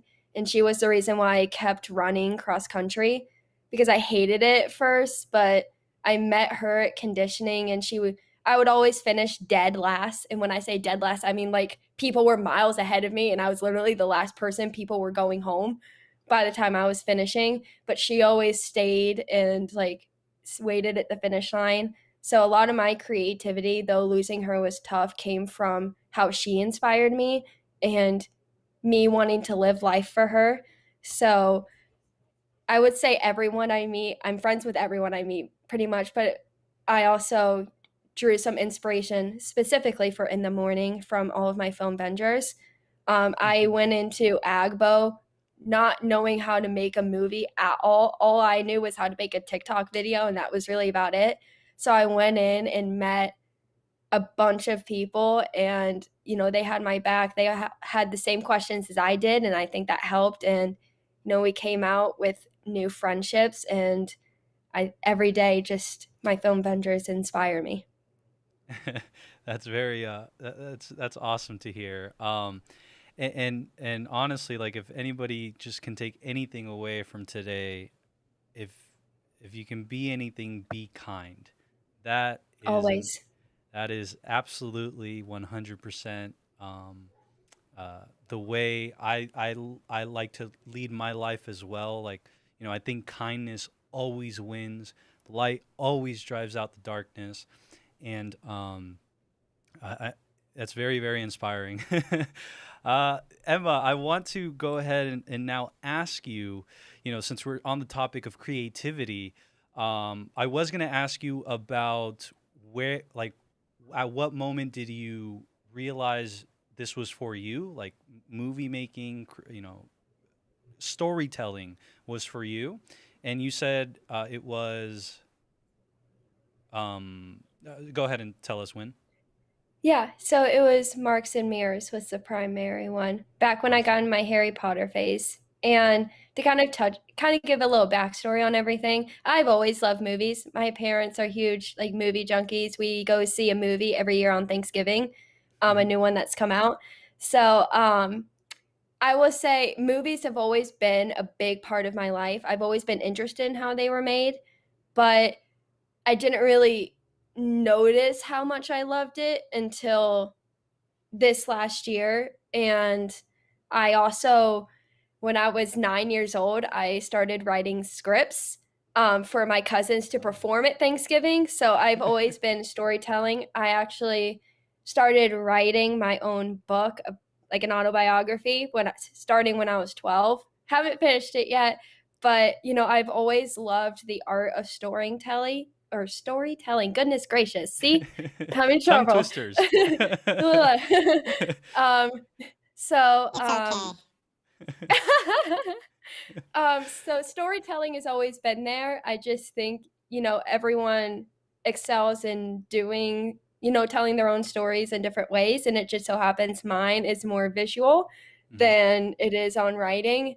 And I think both crafts are equally as amazing and equally, requires an insane amount of skill. Yeah. But I think, I just I'm more of an empath, and I'm more of a visual person. And if I can show you and connect with you through, the art of a film, then, I've achieved everything I've ever wanted to achieve. Because my entire life, after everything I've been through, the only thing I ever wanted to do was create something that meant something to someone, just like how, my favorite movies in a time that I needed them meant something to me. I want to be someone's comfort movie, essentially. That is the best absolute goal I've ever heard. I think that's the most beautiful thing about movies and the visual medium, is that they not only are they a story, being told and that we're watching, but they're also a story to our specific life, right? Each movie might have a different attachment to it. Each movie might, be able to take you places where, you know, you don't think of going. And so for that, movies, if anybody out there knows, Filmtopia essentially is my love letter to movies, and that's why Filmtopia was created. Outside of me crying on the couch watching the Mandalorian season 2 finale, that was the Me. reason why I created this. But Jonah says in the chat that that is such a great reason to become a movie maker. I love how passionate you are about it, Emma. Yes, seriously, like that. If one of the things that I just can't like get away from, which is your the amount of like passion you have, but also the amount of action you put behind it is like it's very rare, Emma. So I definitely want to make sure you understand, and like you said earlier, hearing it from other people is important because sometimes we do think stuff about ourselves or think stuff like within ourselves, but when you hear it from other people, I think it's just a nice reinforcement. So Emma, we cannot wait to see all the movies you make. um, I want to go ahead and ask a few more questions, and one of those questions is: you're obviously early on into your storytelling, movie making career, but I want to know: have you found your favorite spot on set yet? Like, do you know which hat you like the most? Whether that's from acting all the way to producing, like, and everything in between. Do you have a favorite? Yeah, so I definitely, I like being a producer because of Spidera, but I will say I'm my happiest when I am directing. And I know Kayla has told me before, there's just a way you glow when you are directing someone on set. And I just, even doing Marks and Mirrors, Kayla's an actor, so she knows far more than I do about acting. But I remember doing Marks and Mirrors and, shooting these really intense scenes in front of our green screen and, having her say, "What do you think?" And I, would fire back at her, "Well, you're the actor. Like, what do you think?" Like, I don't know. I don't know. I don't know anything. I don't know about acting. You know that. You know that. And she goes, "No. What do you think? If you don't believe in it, Emma, no one else will. So what do you think?" And I just, even though I don't know that much, I know how something is supposed to look and I know how something's supposed to feel. And I know that Gabby and Kayla, everyone's just shaking their heads behind the screen right now because Kayla knows personally we'll have a really good scene and I'm going to pull the director go-to just one more time. But we did it. No, I think this could be better. So I think, because of my drive and we've talked about earlier, the action I'm willing to take, I only want people to be better, and you don't need to be a professional to be good, but you do need to have the same amount of drive that a professional would. And so I just seeing the story come to life and, having the freedom as a director to take the story and kind of go, wherever your intuition will lead you is really cool to me. I love how you can go on set and the script, the scene is written a certain way, but you can get there and decide, you know what? It's not really working. Let's try this instead. And it would be as if it was always written in there. And I think that's really cool how you can have the freedom and people have so much faith in you in that way.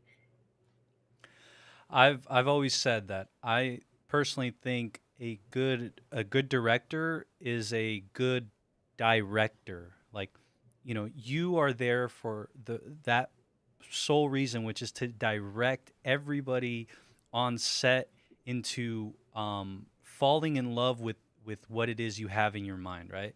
And at the end of the day, one of the things I highly, always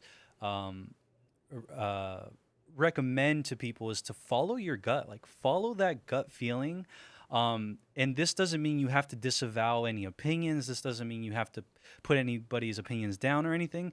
It just means that, like, if you have something that you're absolutely 100% sure about, it's there for a reason.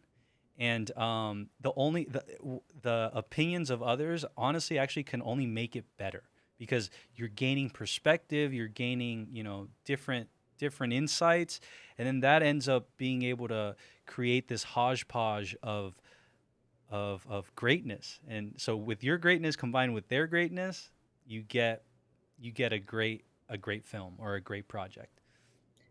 And it comes back to throwing the pebble too. Like Kayla said, if you don't believe in it, no one else will. So believe in what you're doing and have the passion to go for it.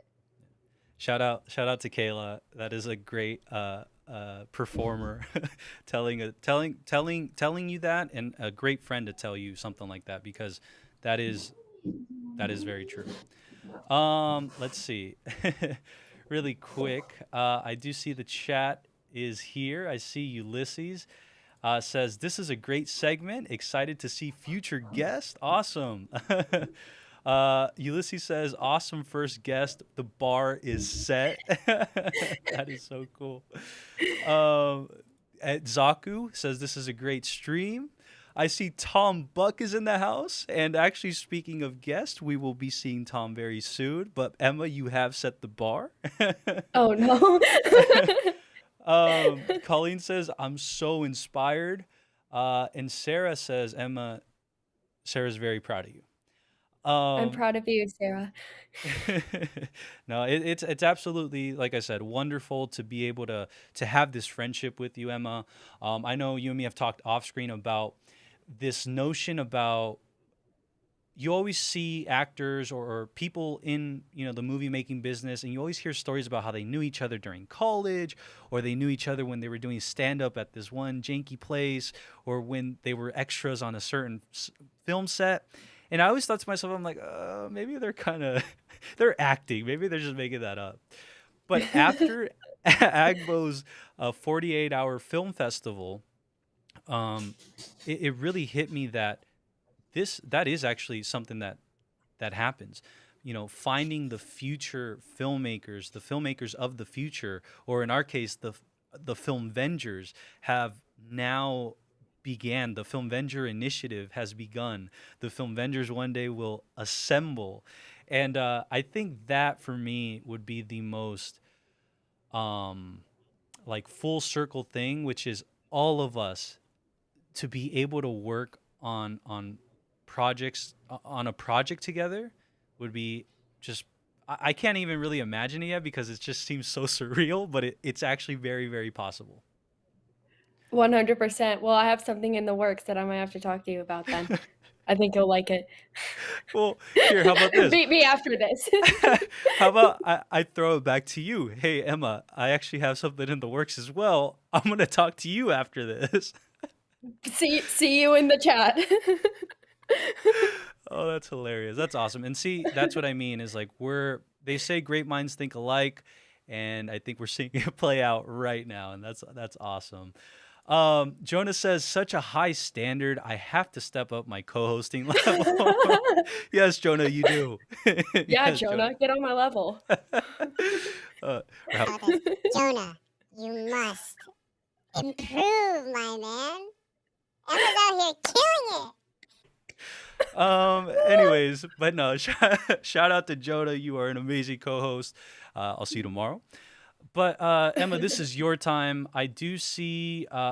Check this out. We got a super chat from Ulysses. It says, "Great job, Emma and Rick. Vibes." And just to let you know, that super chat I will create a fund for the Filmvengers, and that's where I'm going to put that money right there. That money's going to go into the Filmvenger fund, into the Filmvenger for our initiative. movie that we're going to make. For the 2 projects that we haven't told each other about, but we're going to tell each other about offstage. Yeah, exactly. But really quick, I'd be remiss if I didn't ask you some more Marvel Star Wars questions, because I know a lot of my audience has those likings. And I would love to ask you a few things about those two things. So, firstly, with Marvel, could you tell us your favorite Marvel character and why? Ooh. I have so many.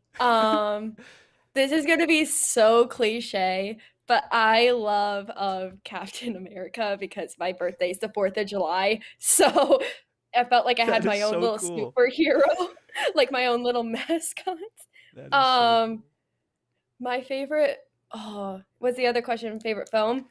No, I just asked favorite character for now. Okay. But now, thank you for asking it. What is your favorite film? Okay, well, I have two. I love the Avengers Civil War, Mhm. and I love Endgame. I don't think anybody would argue with you on those two choices. Those are, especially for me, Endgame was chef's kiss. Like, that is just the best movie ever. It was just an experience. I think it was the experience of it that made it so cool. Yeah. For me, at least. Yeah. Well, Jonah's Yeah. Team Cap, as you could see by the little profile pic. There we go, Jonah. I knew you were my favorite. But switching IPs, he says, but have you heard of the tragedy of Darth Plagueis the Wise?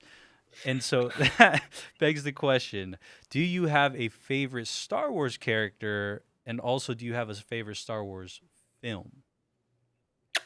Yes. So, huge Darth Vader fan. Sorry, going with the villain. And my favorite, oh goodness. I'm gonna go with the OG trilogy. I love the OG trilogy. Okay. My favorite, probably Return of the Jedi. Okay. What's funny though, or what's cool about Return of the Jedi now is seeing what's going on in the Mandalorian. It makes the original trilogy so much better for me, even though it was amazing to start with. But now it's just it's one of those things where it's able to improve over time. It's like fine wine. And it expands too. Like, yeah, they have so much wiggle room to work it in there. Exactly. Really quick. So Smuggler Steel says, I hate Marvel, especially Loki. No, like I for sure hate it. I swear I'm not I lying, couldn't trust tell. me. I couldn't tell. Really? Oh my gosh, Are you sure? everybody. You guys have to check this out. It is in the Discord. Smuggler Steel cosplayed. You have to go see it. Emma, if I could bring it up right now, I would, but it's pretty good. You had me at Loki. I'm in.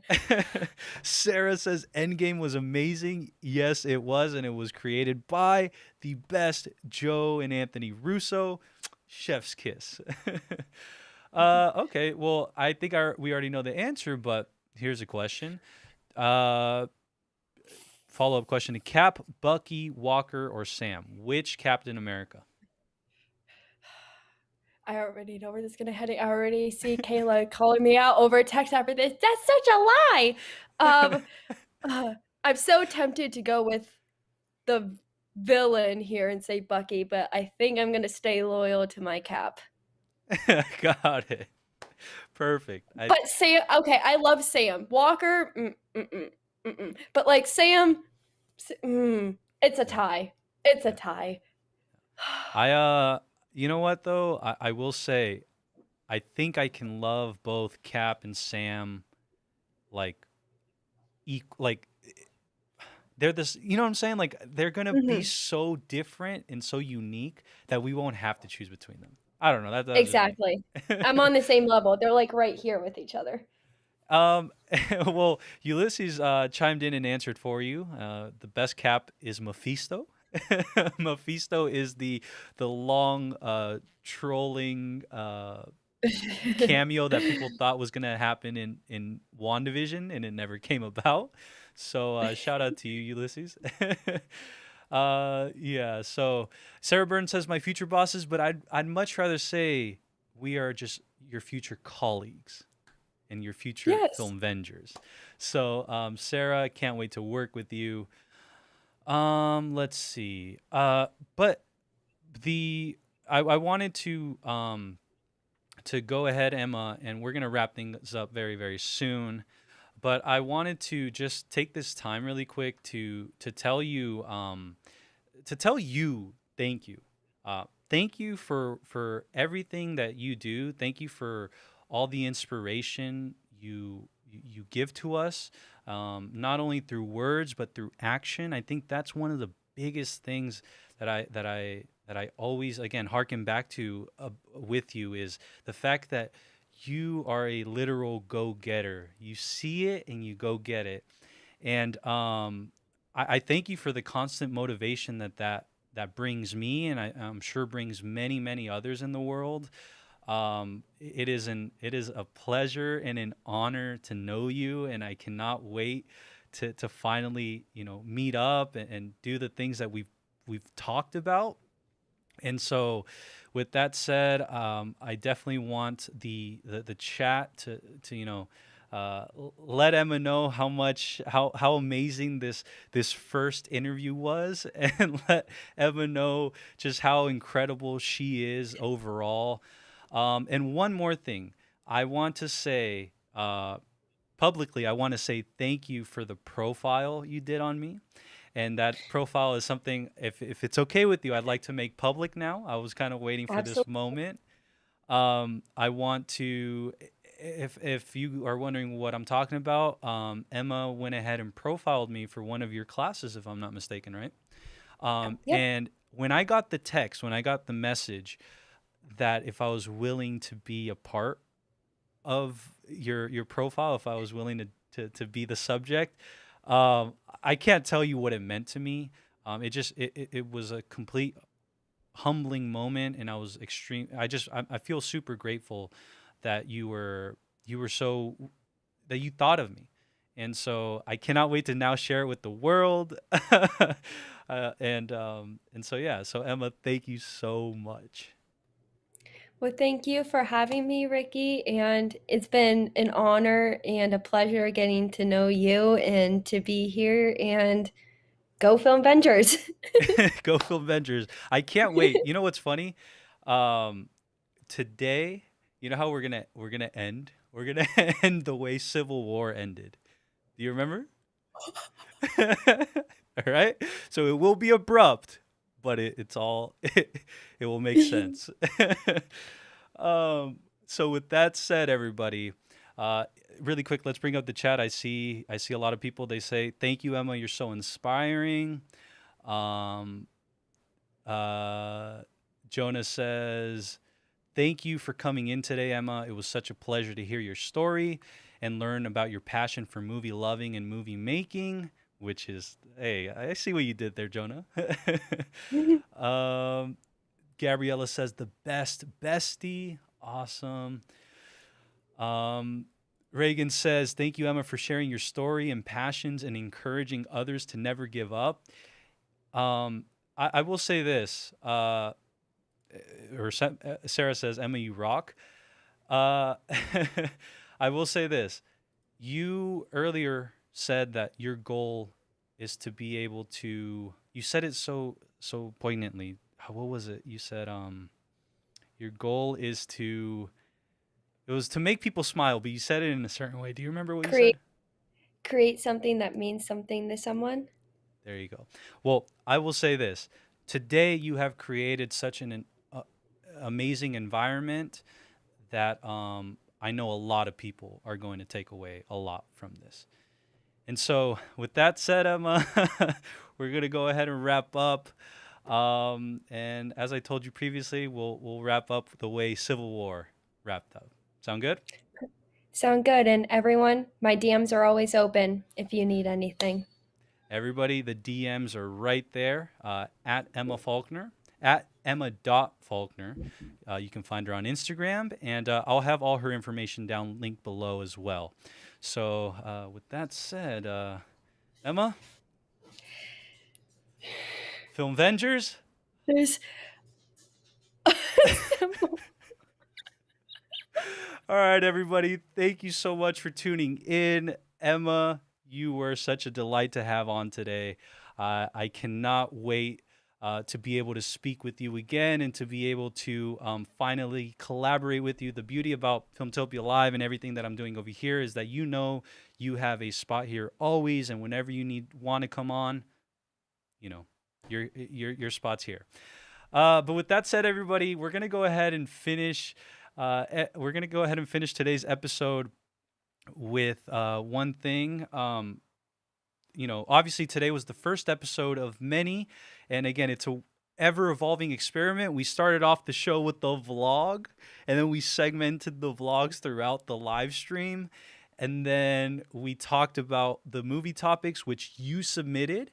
Again, submissions in the future will be open very soon, I believe starting next week. But until then, I'm only really specifically choosing which ones for now, so you all can get a feel for what the types of questions and like the way it should all look and all that good stuff. So with that said, the same way we started today's stream is the same way we're going to end it. And with that said, Filmtopians, thank you so much for tuning in to Filmtopia Live. It has been an honor. Emma, thank you so much. Jonah, I will see you tomorrow. And with that said, peace. All right. Oh my god, that's all I need. That is vibes. All right, fresh off of the Guardians of the Galaxy mission breakout, it was absolutely 100% phenomenal. And right after you get off of that, you enter the store, and then after that, right outside is called Terran Treats. In my hand, I hold a cosmic cream orb. I repeat, a cosmic cream orb, and you will be the first to check out what it looks like. And I heard it's like the trendy thing to do something like, oh, that gooey. And here we go. First taste test.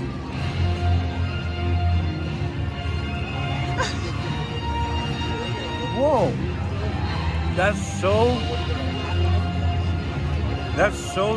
it's really good. I don't even know how to explain it. You have to come and try it. It's cold, but I don't know how to explain it. It's so good. It's so good. Here's to the next one. Welcome to Marvel Avengers Campus. We are currently near Pim's Test Kitchen. We are going to go and try whatever they have over there. And I'm finishing up this cream orb. This is incredible. This is like beyond. This is worth the hype. Like, I don't know how else to explain it. Guardians of the Galaxy was so well done. This cream orb is really, really hitting. And you just feel the Marvel energy. It's crazy. Filmtopia, you would love this.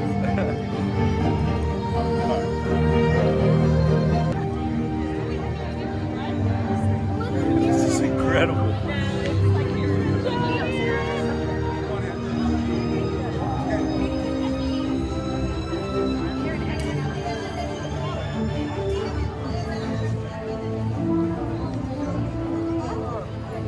Make sure to follow it.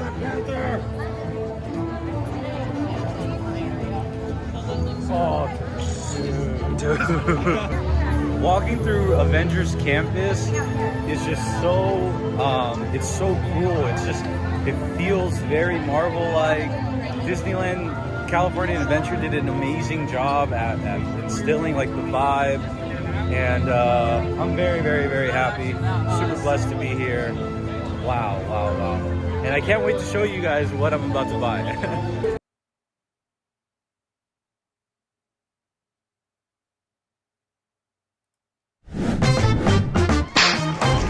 Gosh, I love movies.